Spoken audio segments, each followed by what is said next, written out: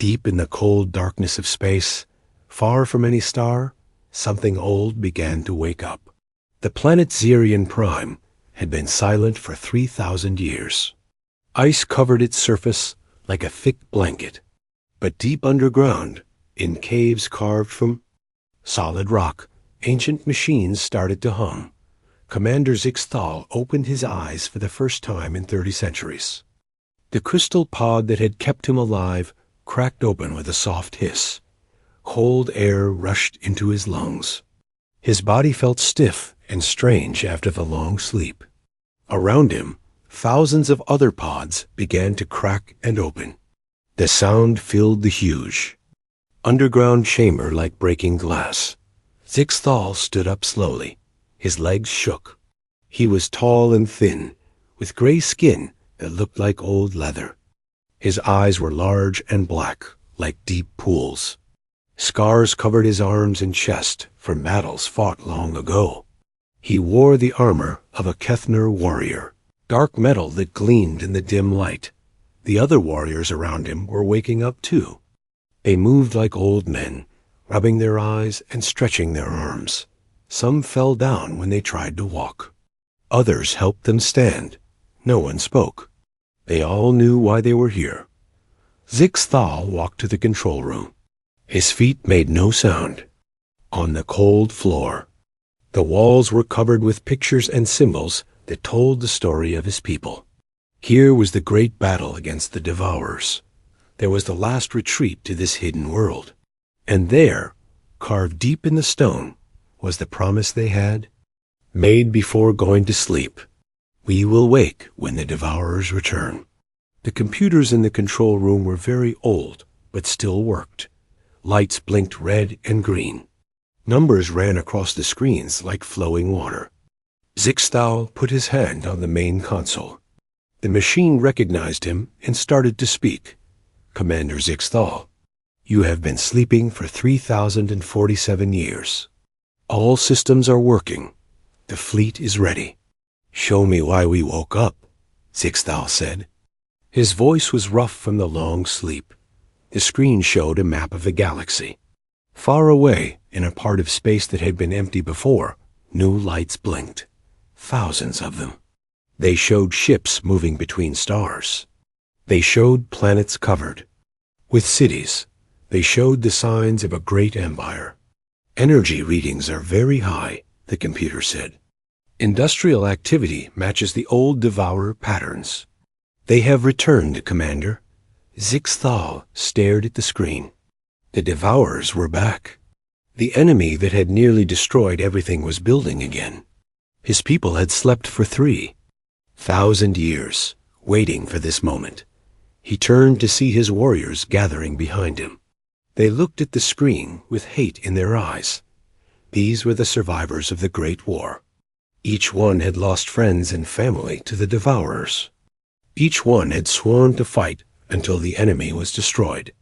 How many ships do we have? Zixthal asked. 47 capital ships, 200 destroyers, 1,000 fighters. All weapons are charged and ready. Zixthal nodded. It was not as many as they had before the war, but it would have to be enough. The Devourers had grown strong again, but they did not know that Kethmer had survived. Meanwhile, far across the galaxy, Captain Jake Morrison sat in his office on Earth. He was looking at reports from the deep space stations. The papers were boring. Ship schedules, cargo manifests. Nothing interesting ever happened in his job. Jake was a good soldier, but the galaxy was peaceful. Humans had been exploring space for 200 years and had never found a hostile alien race. Most of the time, the Terran Defense Force just helped lost ships and stopped pirates. His computer beeped. A new message had arrived from the monitoring station at Wolf 359. Jake opened it and read the report. Strange energy readings had been detected at the edge of human space. The sensors showed something big moving in the dark between stars. Jake frowned. The readings were unlike anything he had seen before. Whatever was out there was huge and used technology. Humans did not understand. He made a note to investigate later and put the report in a file with dozens of others like it. On the moon base, Dr. Lisa Carter was working late in her lab. She studied alien artifacts and tried to understand how other races thought. Most of the time, her work was quiet and boring. But tonight, something was different. Her instruments were picking up quantum disturbances from deep space. The readings were very old and very powerful. They reminded her of the ancient ruins found on dead worlds. Someone or something was waking. Up after a very long sleep, Lisa tried to call the Colonial Council, but no one answered. It was late and most officials were asleep. She left a message saying they should be careful, but she knew no one would listen. Everyone thought space was safe now. Back on Zerion Prime, the Kethner fleet was rising from its hiding place. Huge ships pushed through the ice and rock that had covered them for millennia. They were black and angular, built for war. Weapons bristled from their hulls like the spines of angry beasts. The largest ship was the Void Ripper, Zixthal's flagship. It was 5 kilometers long and shaped like a dagger. Its armor was scarred from 1,000 battles. Its weapons could crack planets. Zixthal stood on the bridge and watched his fleet assemble. Soon they would hunt the Devourers again. Soon they would finish the war that had started so long ago. He did not know that the real Devourers had been dead for centuries. He did not know that the signals his computers detected came from peaceful human colonies. He did not know that he was about to start the most embarrassing war in galactic history. The ancient fleet moved toward human space, ready for a battle that would never come. The Kethmer fleet moved through space like a pack of hunting wolves. 47 massive warships traveled in perfect formation, their hulls black against the stars. Commander Zixthal stood on the bridge of the Void Ripper, watching the displays. That showed their progress toward enemy territory. "How long until we reach the Devourer systems?" he asked his navigation officer. 3 days at current speed, Commander. Our scouts report heavy industrial activity ahead. Zixthal nodded. The Devourers had grown bold in the years since the Great War. They had spread across many star systems, just as they had done before. But this time, the Kethmer would not retreat. This time, they would fight until one side was completely destroyed. The scout ships had already sent back pictures of the enemy settlements. Zixthal studied them on his command screen. The worlds looked different than he remembered. Instead of the dark, twisted structures the Devourers had built before, these settlements were bright and colorful. Cities spread across continents like patches of light. Ships moved between planets in steady streams. "They have grown soft," said his second-in-command, a scarred veteran named Kralmex. "Look how they build their cities in the open, with no defenses. They have forgotten how to fight." Zixthal was not so sure. The Devourers had always been clever. Maybe this was a trap. Maybe they wanted to look weak so their enemies would become careless. But the energy readings were clear. These beings were using massive amounts of power, just like the old enemy. "Send more scouts," he ordered. "I want to know everything about their military strength before we attack." Meanwhile, on the human colony world of New Vermont, Mayor Ben Cooper was having a normal day. He walked through the main street of his town, greeting neighbors and checking on the local businesses. New Vermont was a farming world, green and peaceful.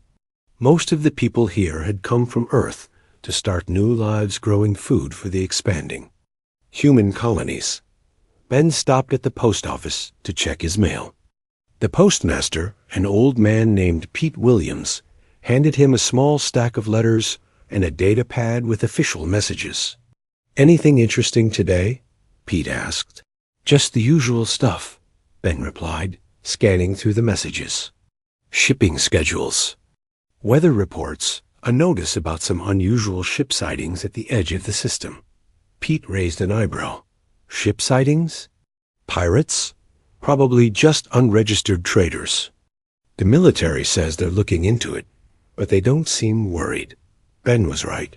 The local militia consisted of 20 volunteers with 3 old patrol ships. They spent most of their time helping lost cargo vessels and rescuing people from broken-down ships.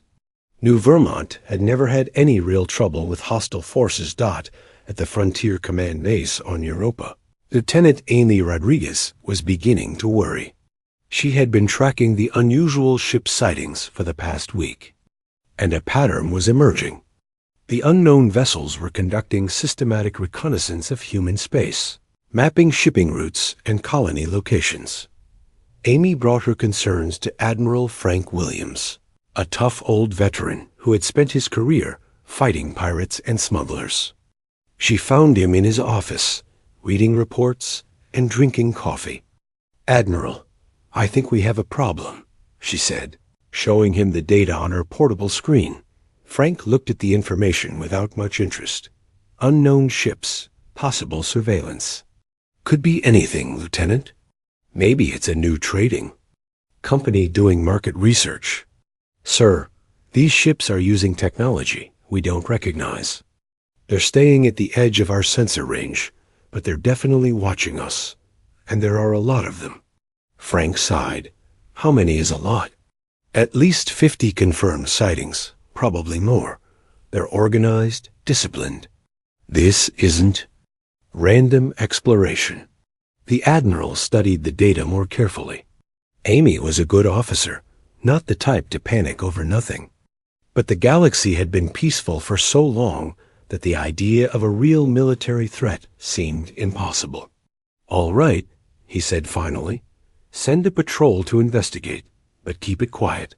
No need to alarm the colonists over what is probably just a misunderstanding." Back in space, the Kethmer scouts were reporting to their commanders. The enemy settlements were even more puzzling than they had first appeared. The beings living there looked nothing like the Devourers from the old war. They were smaller, weaker, with soft skin and no natural weapons. They built their cities on the surface of planets, with no underground bunkers or defensive walls. "These cannot be the true Devourers," said Scout Captain Vextal over the communication link. "They are too different from what we remember." "The Devourers were always shapeshifters," Zixthal replied. "Perhaps this is their new form. Or perhaps they use slave races to do their work while they hide in safety." The scout ship moved closer to a human cargo vessel. The ship was huge, but clearly not built for fighting. It had no weapons, no armor, no energy shields. The crew inside seemed unaware that they were being watched. "Should we capture one for questioning?" Vextal asked. "Not yet. We need to understand their full strength before we reveal ourselves." The scout ship followed the cargo vessel to a space station, orbiting a blue-green world. The station was massive, with arms extending in all directions. Ships came and went like bees around a hive. But again, there were no weapons, no military patrols, no signs of the war machine that had once terrorized the galaxy. On Earth, Dr. Lisa Carter was working frantically in her laboratory. The quantum disturbances she had detected were getting stronger. Ancient technology was definitely awakening somewhere in the galaxy. She had tried to contact the Colonial Council several times, but her warnings were being ignored. "Lisa, you need to see this," said her assistant, a young man named Gary Johnson. He was pointing at a screen showing energy readings from deep space. "What am I looking at?" Lisa asked. "These readings just came in from the monitoring stations. Someone out there is charging weapon systems. Big ones." Lisa felt her heart skip a beat. The energy patterns were unlike anything in the human database. They were old, powerful, and clearly designed for war. Someone was preparing for a major battle. "Get me a direct line to Admiral Williams," she said, "and start backing up all our data. If I'm right about this, we're about to have visitors." The Kethmer fleet was now only 1 day away from the nearest human system. Commander Zixthal called a meeting of all his ship captains. They gathered in the main conference room of the Void Ripper, their scarred faces grim in the dim light. "Tomorrow we begin the final battle," Zixthal announced. "We will strike at the heart of their empire and destroy them once and for all. But remember, the Devourers are clever. They may try to trick us with false weakness or false surrender. Show them no mercy." The captains nodded. They had all fought the Devourers before. They knew how dangerous the enemy could be. "What if they try to negotiate?" asked Captain Mordek of the destroyer Nightblade. "There can be no negotiation," Zixthal replied. "The Devourers cannot be trusted. They must be completely destroyed, or they will return stronger than ever."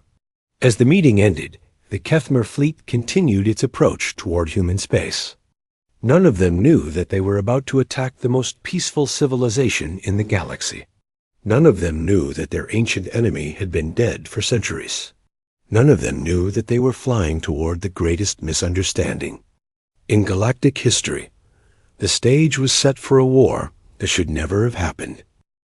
The morning started like any other in the Sol system. Cargo ships moved between Earth and Mars, carrying supplies to the colonies. The orbital stations around Jupiter processed fuel for the deep space vessels. Nobody noticed the dark shapes moving past the outer planets until they were already inside the asteroid belt. Captain Jake Morrison was drinking coffee in his office when every alarm in the building started screaming at once. Red lights flashed on the walls. The communication system crackled with urgent messages from monitoring stations across the system. "Multiple contacts detected beyond Mars orbit," came the voice of the duty officer. 47 large vessels, unknown configuration. They're not responding to our identification requests."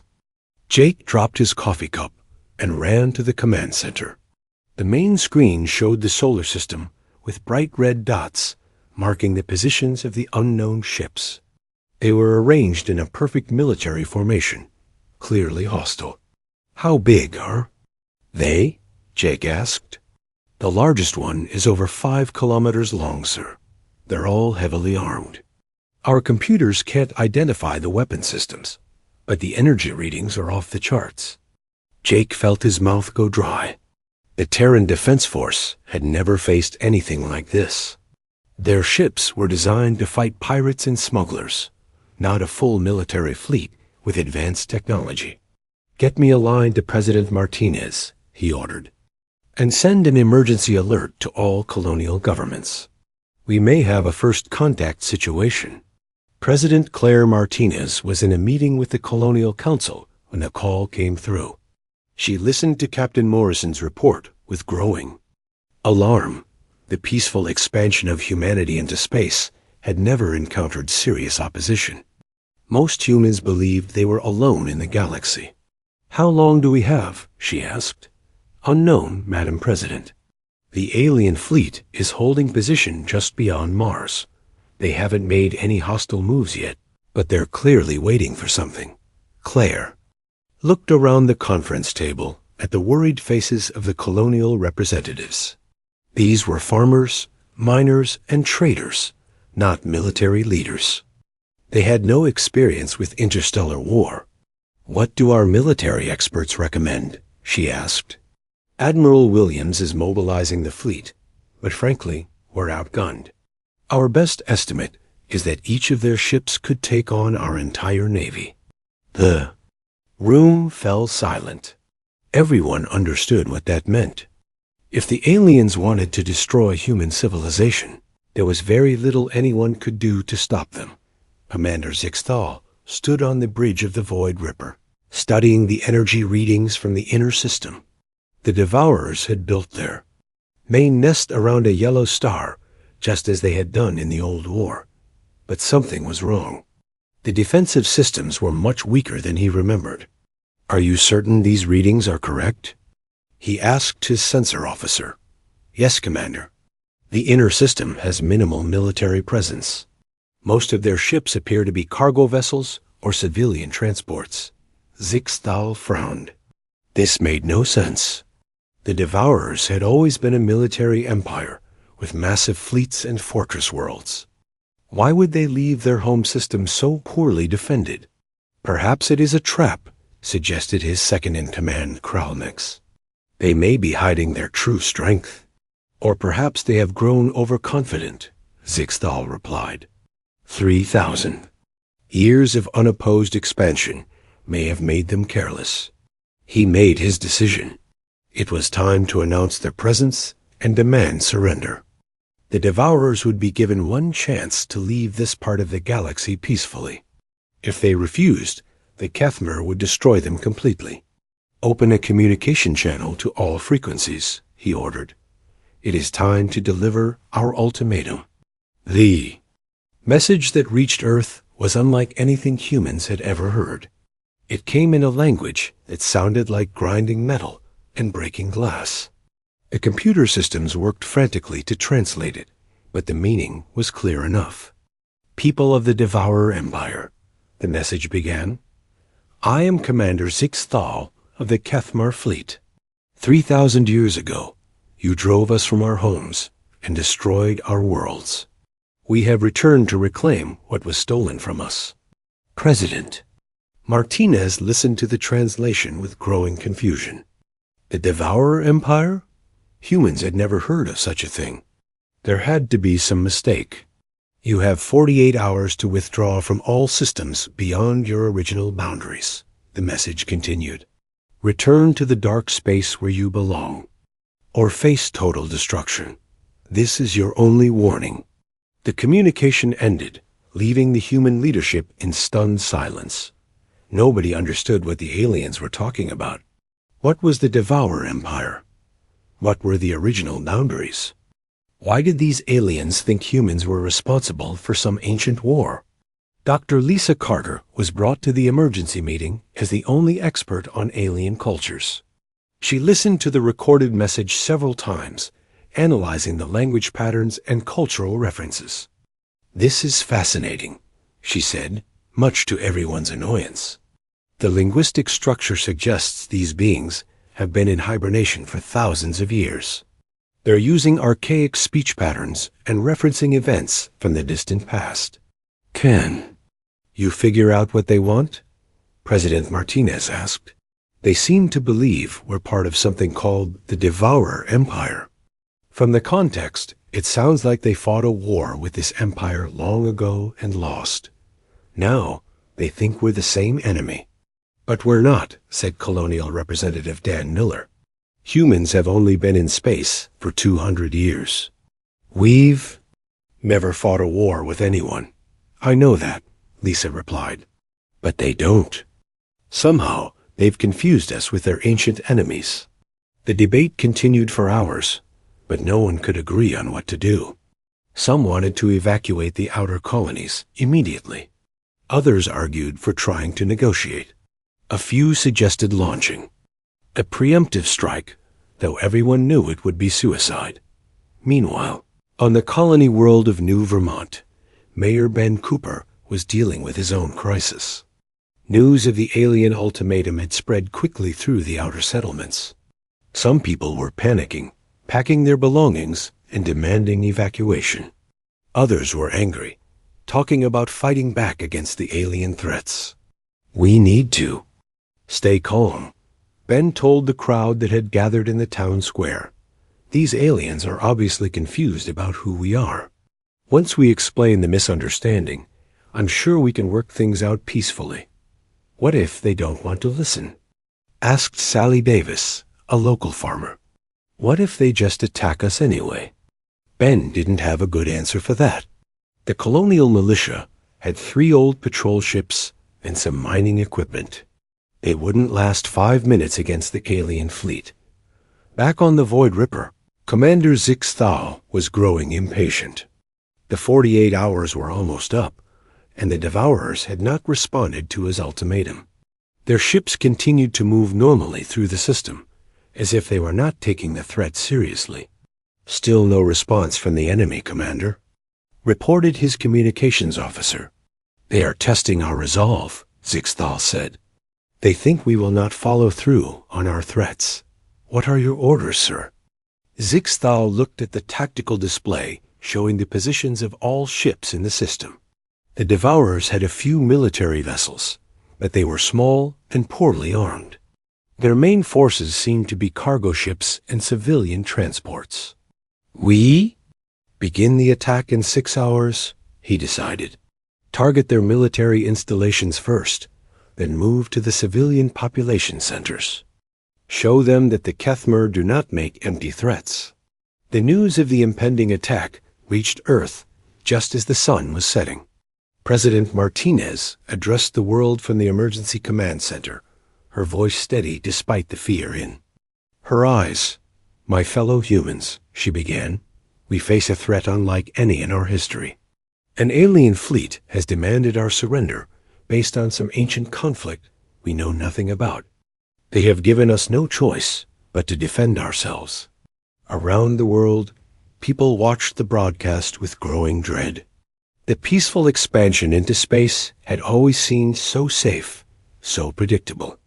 Now, suddenly, they were facing extinction from enemies they didn't even understand. We will not surrender, Martinez continued. We will not abandon our colonies or our freedom. Whatever happens in the next few hours, remember that we are human. We stand together, and we will face this challenge with courage. The broadcast ended, leaving billions of people to wait for news of the battle that would determine the fate of humanity. Nobody knew that in just a few hours, the greatest military threat in human history would become the greatest joke in Galactic history. The countdown to war had begun, but neither side understood what they were really fighting for. The attack began at exactly 08:00 hours, Sol System time. Commander Zixthal gave the order from the bridge of the Void Ripper, and 47 Kethmer warships opened fire on the nearest human colony. The weapons that had once cracked planets and shattered moons unleashed their fury on the peaceful world of New Vermont. From space, the bombardment looked devastating. Streams of plasma fire lanced down from the alien ships, striking the surface in brilliant flashes of light. The energy discharges lit up the atmosphere like lightning storms. To the Kethmer warriors, it seemed like a proper beginning to their war of vengeance. But on the ground, something very different was happening. Mayor Ben Cooper stood in his office, watching the light show through his window. The plasma beams were hitting the town, but instead of the massive explosions he had expected, they were just creating pretty sparkles in the air. The alien weapons, designed to penetrate the heavy energy shields and armor plating of their ancient enemies, were passing harmlessly through the simple buildings of New Vermont. Well, that's interesting, Ben said to his deputy, Carl Johnson, who had come to watch the attack. Are we supposed to be dead right now? Carol shrugged. I think so. But my house is still standing, and my garden looks fine. The worst damage in the entire town was a few singed rooftops and some flickering streetlights. The alien weapons were so powerful that they were actually too powerful. They went right through the human structures without transferring much energy to them. Ben's phone started ringing. It was Pete Williams from the post office. Ben, are you seeing this? Pete asked, his voice full of excitement rather than fear. My grandson is outside, collecting the pretty lights in a jar. They're like fireflies, but bigger. Pete, I think we're under attack by aliens.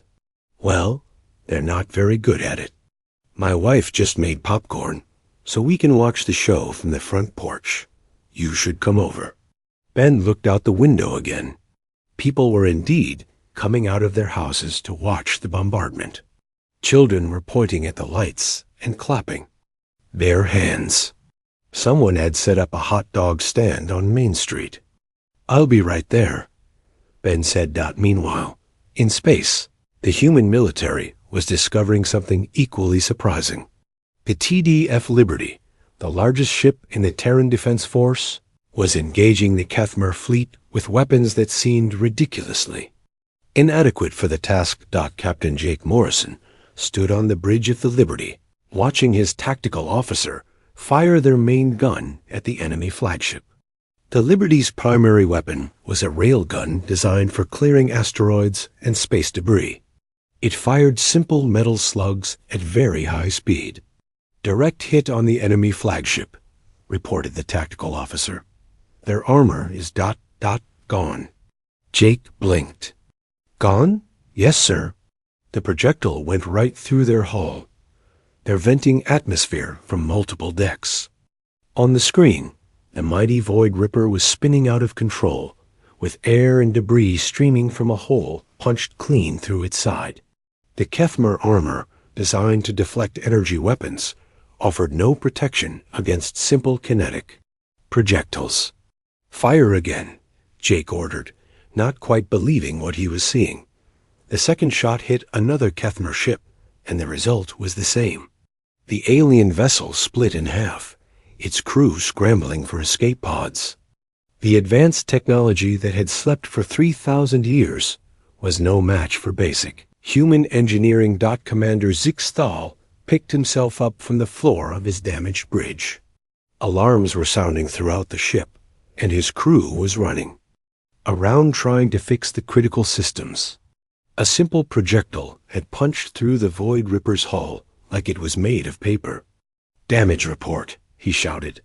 "Hull breach on decks 5 through 12, his engineering officer replied. "We've lost main power, and the weapon systems are offline." Zixthal stared at the tactical display. His mighty fleet was being destroyed by the smallest ships in the enemy force. The Devourers were using weapons he had never seen before, simple kinetic projectiles that his armor could not stop. "How are they doing this?" he demanded. "Unknown, Commander. Their weapons appear to be primitive, but they're extremely effective against our defenses." The battle continued for several hours, but it was clear from the beginning that the Kethmer were losing badly. Their energy weapons were useless against human targets, while the human weapons were devastatingly effective against Kethmer technology. On New Vermont, the failed bombardment had turned into a community event. Someone had brought out a telescope so people could watch the space battle. The local news team was covering it like a sporting event. "The aliens are now down to 32 ships," announced reporter Helen Davis. "The human fleet is still taking no casualties. At this rate, the battle should be over by dinner time." Children were playing a new game called Alien Attack, where they pretended to be scared of colorful lights. The teenagers were taking selfies with the plasma beams in the background. An entrepreneur had already started selling T-shirts that said, "I survived the great alien invasion of New Vermont." Back in the Sol system, Dr. Lisa Carter was working frantically to establish communication with the alien fleet. The Universal Translator was finally making progress with the Kethmer language, and she was beginning to understand the scope of the misunderstanding. "President Martinez," she called over the communication link, "I think I know what happened." "Tell me," the president replied from the emergency command center. "The aliens call themselves the Kethmer. 3,000 years ago, they fought a war with something called the Devourer Empire. The Devourers were apparently a machine intelligence that consumed entire star systems. The Kethmer barely defeated them by going into hibernation. But that has nothing to do with us." "No, but when they woke up, they detected our industrial activity and assumed we were the Devourers returning. They've been fighting the wrong enemy this entire time." The president was quiet for a moment. "You're telling me that this entire war is based on a case of mistaken identity?" "Exactly. The real Devourers have been extinct for centuries. The Kethmer are trying to finish a war that ended long ago." On the bridge of the crippled Void Ripper, Commander Zixthal was receiving reports from his surviving ships. The battle was not going well. More than half of his fleet was destroyed or disabled, and they had inflicted virtually no damage on the enemy. "Commander," his communications officer said, "we're receiving a transmission from the enemy. It's in our language." Put it through." The voice that came through the speakers was strange, obviously filtered through a translation device. But the words were clear enough. "Kethmer Fleet, this is Dr. Lisa Carter of the Terran Defense Force. We need to talk. There has been a terrible misunderstanding." Zixthal was silent for a long moment. No enemy in his experience had ever offered to talk in the middle of a battle. The Devourers had certainly never shown any interest in communication. "What do you want?" he asked finally. "We want to explain who we are," Lisa replied. "We are not the Devourer Empire. We are humans, and we have never fought a war with your people. We don't even know who the Devourers were." "Impossible. The energy signatures match perfectly." "Commander, when did you last see the Devourers?" 3,000 years ago, when we drove them back to the dark space between galaxies." "Then you've been asleep for 3,000 years?" "Yes." Lisa took a deep breath. "Commander, the Devourers are gone. They have been extinct for over 2 millennia.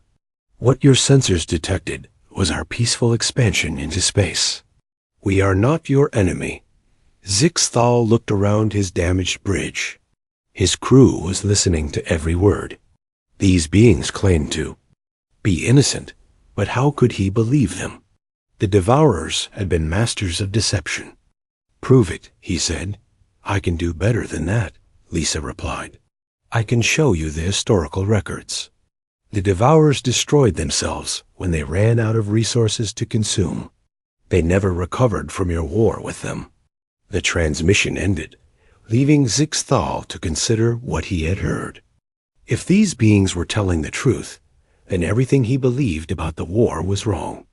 The great enemy was already dead, and the Kethner had just attacked innocent people. But if they were lying, then this was the most elaborate trap in galactic history. He looked at the tactical display, showing his scattered fleet. Whatever the truth was, one thing was certain. The Kethmer were not winning this battle. Their mighty weapons were useless, their advanced technology was obsolete, and their ancient enemy was laughing at them. For the first time in 3,000 years, Commander Zixthal began to doubt whether the Kethmer were really the warriors they claimed to be. The ceasefire came 3 hours after Dr. Lisa Carter's first communication with the Kethmer fleet. Commander Zixthal had agreed to hear the human explanation, though he kept his remaining ships in battle formation. Trust, he had learned long ago, was a luxury warriors could not afford. The meeting took place aboard the human ship TDF Liberty, in a conference room that looked nothing like the war chamber Zixthal was used to. The walls were painted in soft colors, and there were windows showing the stars outside. It looked more like a place for business meetings than military planning. Dr. Carter sat across from the tall alien commander, with President Martinez and Captain Morrison flanking her. Zixthal had brought 2 of his officers, both looking uncomfortable in the peaceful surroundings. "Commander," Lisa began, "before we discuss anything else, I want to show you something." She activated a holographic display that showed a timeline, stretching back thousands of years. The images were clear and detailed, showing the rise and fall of galactic civilizations.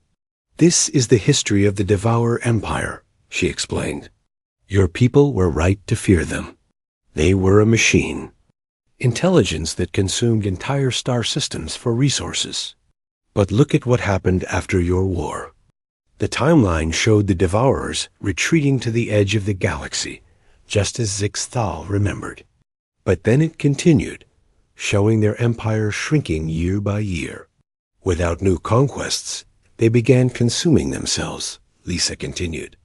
"They had built an empire based on endless expansion, but when your resistance stopped that expansion, they had nowhere to go.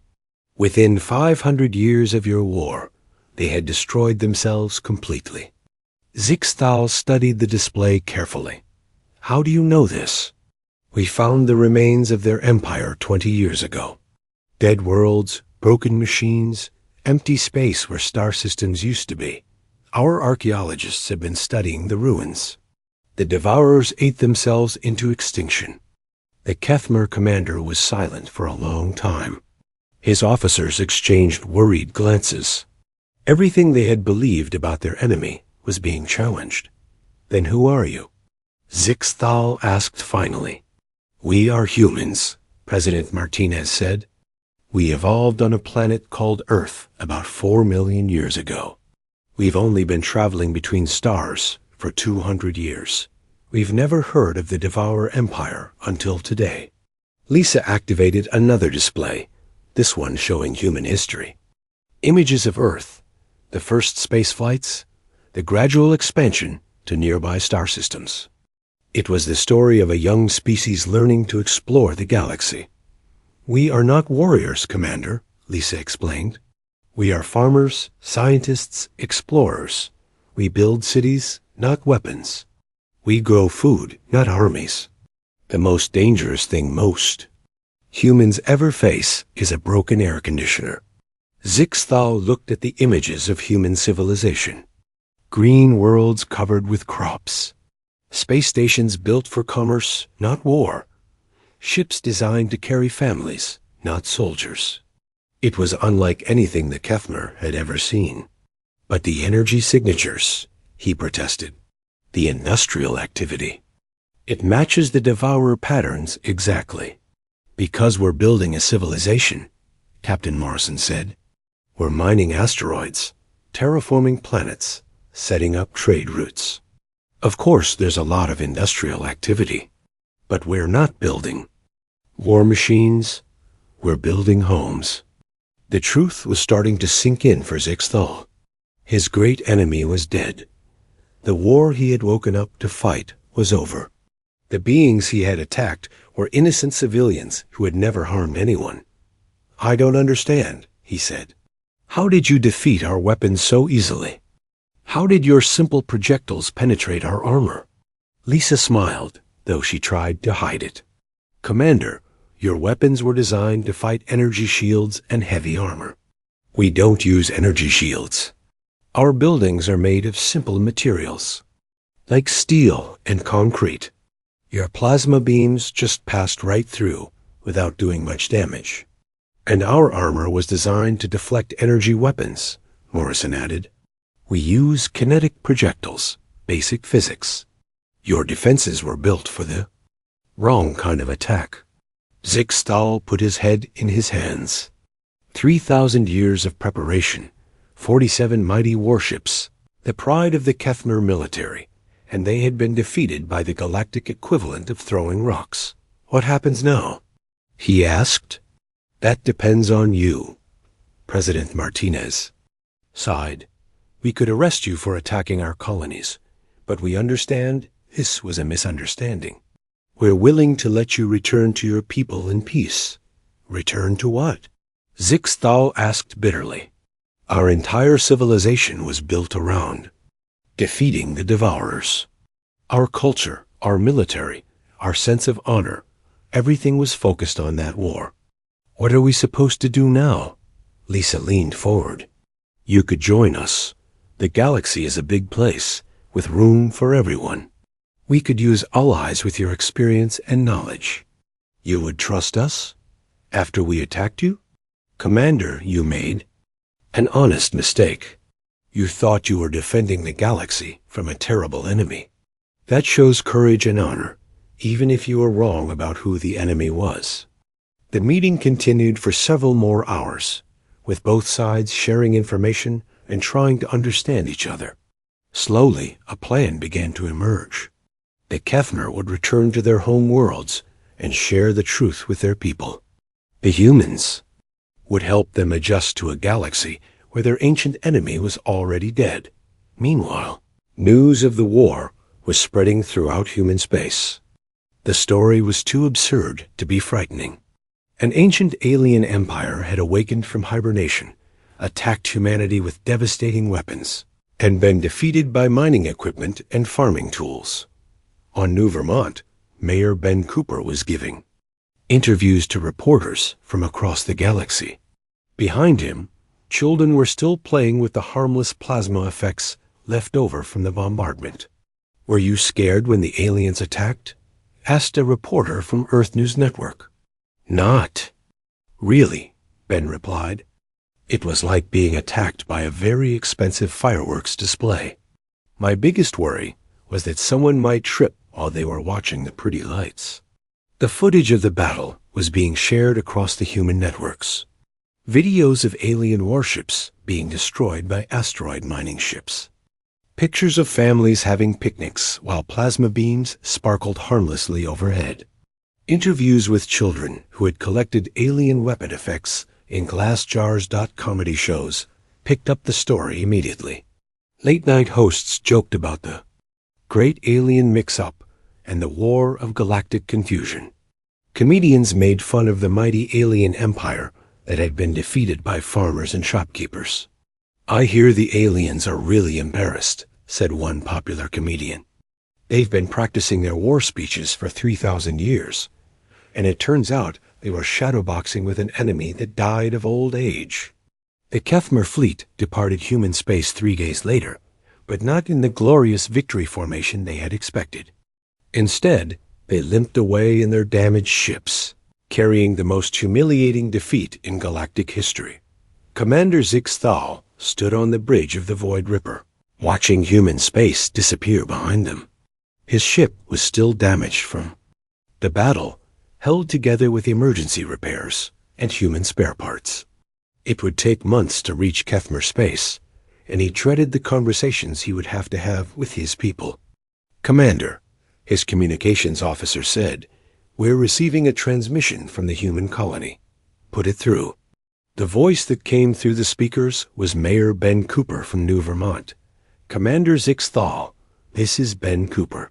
I just wanted to say goodbye and wish you a safe trip home. Thank you, Zixthal replied, though he was confused. Why would the mayor of a world he had attacked want to wish him well? Oh, and Commander? We're putting up a monument to commemorate the battle. We were wondering if you'd like us to include your name on it. A monument to your victory? No, a monument to understanding. To the day 2 peoples almost went to war over a misunderstanding, but chose peace instead. We think it's worth remembering. Zixthal was quiet for a moment. What will it say?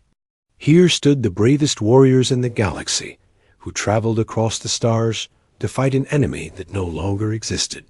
When they learned the truth, they chose wisdom over war. For the first time in 3,000 years, Commander Zixthal smiled.